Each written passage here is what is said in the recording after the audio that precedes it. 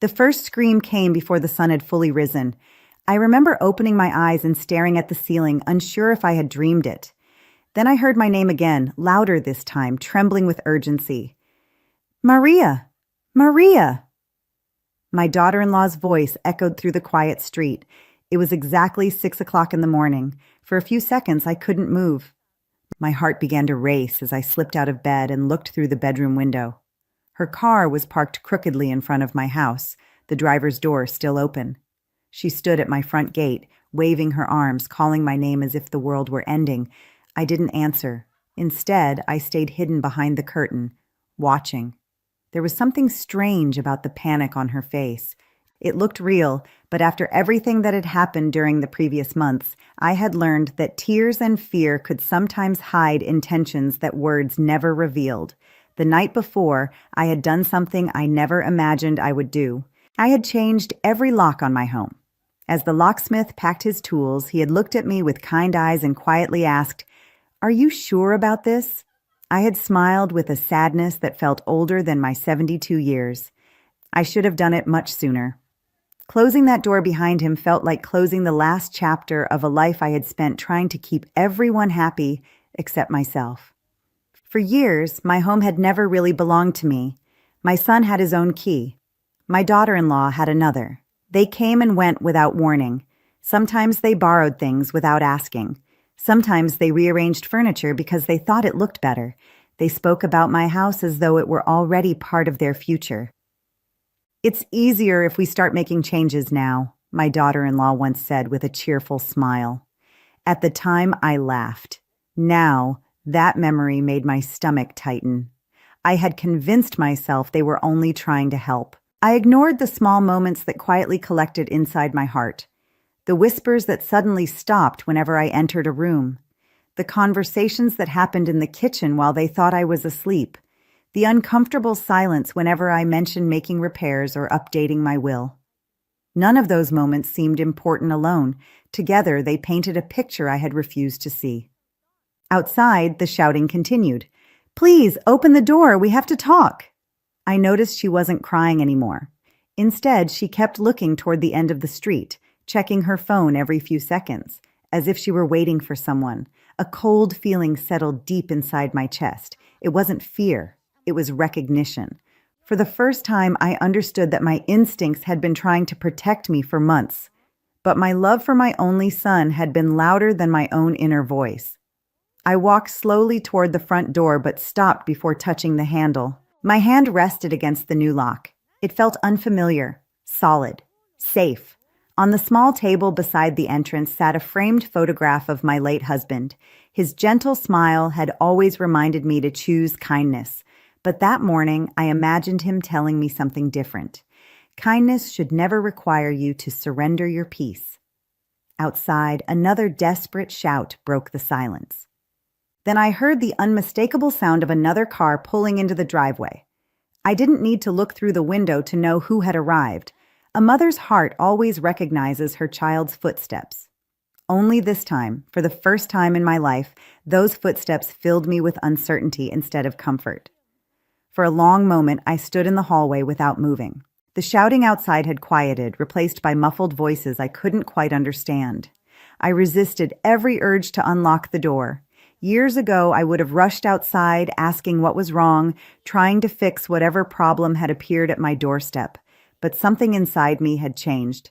Silence had become my greatest teacher. It had started almost a year earlier after my husband passed away. The house suddenly felt too large, too quiet, and too full of memories. My son began visiting more often, telling me he didn't want me to feel lonely. At first, his attention warmed my heart. He brought groceries. He fixed a dripping faucet. He insisted on mowing the lawn every weekend. "I have to take care of my mother," he would say proudly. I believed every word. Then little things began to happen. One afternoon, I returned from visiting a neighbor and found my filing cabinet slightly open. I assumed I had forgotten to close it. A few weeks later, an envelope containing old property documents had been moved to a different drawer. Again, I blamed my own memory. Age makes you question yourself before you question the people you love. When my daughter-in-law started asking unusual questions, I still refused to be suspicious. Do you still have the original deed to the house? Have you ever thought about putting someone else's name on the property? What would happen if you became too sick to live alone? She asked them casually, smiling as she stirred sugar into her coffee. I answered honestly because honesty had always been the language of my family. Or so I believed. Then came the conversations that stopped whenever I entered the room. The sudden silence, the quick exchange of glances, the smiles that looked carefully practiced. One Sunday afternoon, I walked into my kitchen to refill my teacup. They hadn't heard me approaching. "We just need her to agree," my daughter-in-law whispered. "It has to happen before," my son answered, before both voices disappeared. When they turned around, they smiled so quickly that anyone else might have believed nothing had happened. I smiled back. But that unfinished sentence remained with me. Before what? Days passed, weeks passed, questions gathered quietly inside my heart like unopened letters. I never confronted them. Instead, I watched. People reveal far more when they think no one is paying attention. I noticed my son photographing different rooms in my house. I noticed my daughter-in-law measuring the dining room with her phone. One evening, she laughed and said, "This wall would look beautiful if it were removed." She spoke as though I were no longer living there. The deepest wound didn't come from what they said. It came from what they assumed. They assumed I was too lonely to notice, too old to understand, too grateful for their visits to recognize their growing interest in my home instead of my heart. Then everything became painfully clear because of someone who had no reason to lie. My longtime neighbor, Elena, knocked on my door carrying a loaf of fresh bread. She hesitated before speaking. "I hope you won't be upset with me," she said softly, "but I overheard something at the cafe yesterday." I invited her inside. With visible discomfort, she told me she had seen my son and daughter-in-law meeting with a real estate agent. According to the conversation she overheard, they were asking how quickly a house could be sold if ownership were transferred by an elderly parent. My hands trembled around my teacup, not because I believed strangers more than my own family, but because every unanswered question suddenly had an answer. Every strange glance, every whisper, every conversation that ended when I entered the room. For the first time, I understood that betrayal rarely arrives as one terrible moment.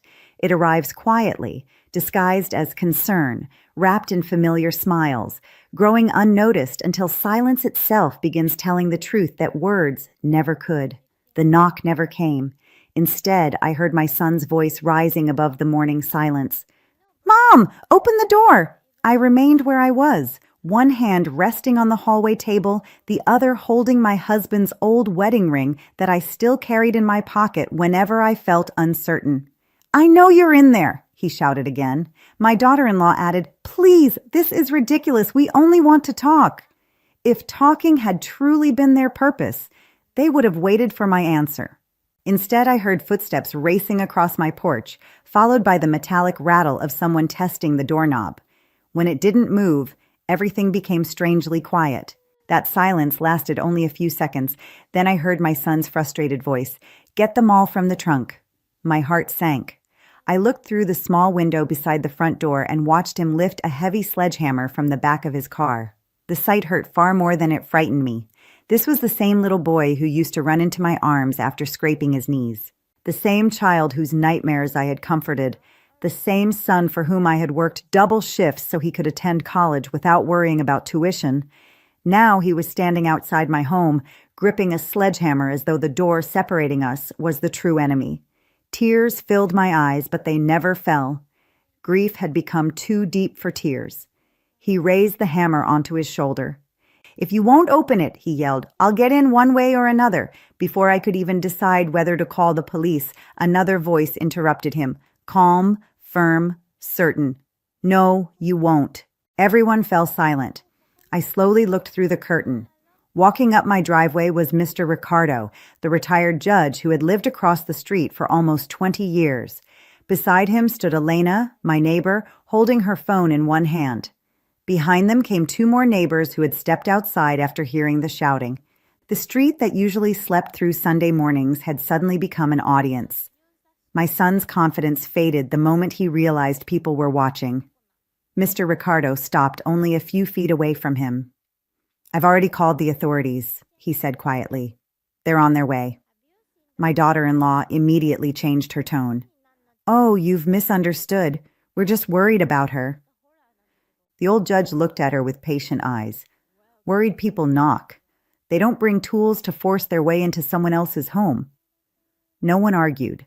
The truth had settled over the driveway without anyone raising their voice. From inside the house, I finally unlocked neither the door nor my fear. Instead, I opened the living room window just enough to speak. "I'm safe," I said calmly. My son looked toward me with desperate eyes. "Mom, please, we need to explain." I studied his face for several long seconds. For the first time in months, I wasn't looking at him through the eyes of a mother trying to protect her child. I was looking at him as a woman protecting herself. "There was a time," I answered softly, "when explanations came before broken trust." His shoulders dropped. No anger remained, only embarrassment. Just then, a police car turned onto our street. The officers listened quietly while Mr. Ricardo described what he had witnessed. They spoke respectfully to everyone, reminding my son and daughter-in-law that this was my home, that I had every legal and moral right to decide who entered it. No accusations, no shouting, just simple facts. As the officers spoke, my son never once looked at the house. He stared only at the ground. It was then that I realized something unexpected. The person standing outside my door wasn't the little boy I had raised. He was a grown man facing the consequences of choices that no mother could fix for him. And for the first time, I understood that protecting my peace was not abandoning my child. It was refusing to abandon myself. After the police left, the street slowly returned to its usual quiet. My son and daughter-in-law drove away without another word. I stood at the window until their car disappeared around the corner. I expected to feel victorious, but victory was never what I wanted. All I felt was an aching sadness for the family we used to be. I closed the curtains, made myself a cup of tea, and sat in the same chair where my husband and I had spent countless evenings talking about our dreams for the future. His empty chair remained across from me, untouched, yet somehow it no longer felt empty. For the first time since he had passed away, I felt as though I could hear his quiet wisdom in the silence. "You finally protected the home we built together." I smiled through tears, not because the pain was gone, but because I had stopped fighting the truth. Over the next few weeks, I made decisions I had postponed for years. I met with a lawyer and updated every document that needed my attention. I appointed an independent executor for my estate and made it clear that my wishes would be honored exactly as I intended. I was not trying to punish anyone. I simply wanted peace to survive me. Then I wrote my son a letter, not to argue, not to accuse, not even to explain. I simply told him that I loved him more than words could ever express, but love without respect eventually becomes sorrow. I told him that my door would remain closed until trust, not guilt, not pressure, not obligation, returned with honesty. I reminded him that forgiveness and reconciliation are not the same thing. A heart can forgive while still protecting itself. Weeks turned into months. The phone rang less often. Birthdays passed quietly. There were moments when loneliness wrapped itself around me like a heavy blanket. But loneliness was gentler than living with constant fear inside my own home. One crisp autumn afternoon, there was a soft knock at my door. This time, no shouting followed. No demands. No impatience. I looked through the window and saw my son standing alone. His shoulders seemed smaller than I remembered. His eyes carried a humility I had not seen in years. He wasn't holding flowers or gifts, only a small envelope. I opened the door just enough to hear him. "I don't expect you to invite me in," he said quietly. "I only came to say I'm sorry." He handed me the envelope. Inside was the spare key he had kept for years. "I should have returned this long ago," he whispered. There were no excuses, no mention of the house, no discussion about money, only silence filled with regret. I thanked him, nothing more. He nodded gently and walked back toward his car. I watched him leave, realizing that real apologies ask for nothing in return. That evening, I placed the old key inside a small wooden box beside my husband's wedding ring. They reminded me of two very different kinds of love, one that had protected me and one that had taught me the importance of protecting myself. I never changed my decision about the locks. Some doors, once closed for the right reasons, should remain closed until trust is rebuilt one quiet step at a time. Yet something inside me had opened forever. The bitterness I feared never took root. Instead, compassion quietly replaced it. Not compassion that ignored betrayal, but compassion that accepted people are responsible for the choices they make. I still loved my son. I always would. But I finally understood that loving someone does not require surrendering your dignity. The greatest inheritance I could leave behind was not my home, my savings, or my belongings. It was the example that self-respect is never selfish. Boundaries are not acts of cruelty, and peace is worth protecting, even when it costs you the people you hoped would protect it with you.